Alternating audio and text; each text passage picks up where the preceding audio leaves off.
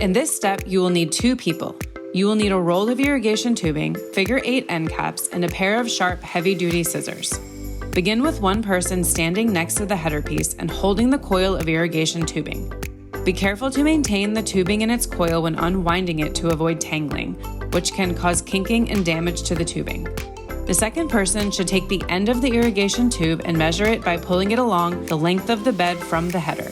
Extend it across one of the outer irrigation holes that were drilled, measuring about 6 to 8 inches past the end of the garden bed. Once the length is established, make a clean cut at least 2 inches away from an emitter.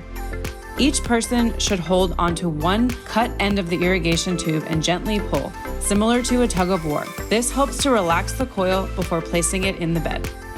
Next, the person at the header piece will wiggle the irrigation tube onto the barbed piece in the header that lines up with the hole that was measured over. The other person should carefully feed the irrigation tube through the hole to the end of the bed. Twist the irrigation coil to ensure it follows the curve of the bed. Repeat this process 2 more times, once for the center hole and center T-piece in the header, and again for the other outer piece of the header. The lines may vary slightly in length due to the bed's curvature, so take it one line at a time. Now use the figure 8 end cap pieces to seal the irrigation tubes.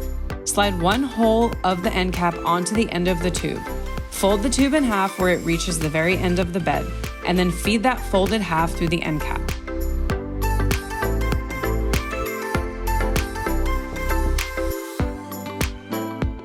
Lastly, top off the garden beds with the remaining soil. Fill the beds all the way to the top, as the soil will continue to settle. Remember to pull the irrigation tubes up above the soil after adding the rest of the soil.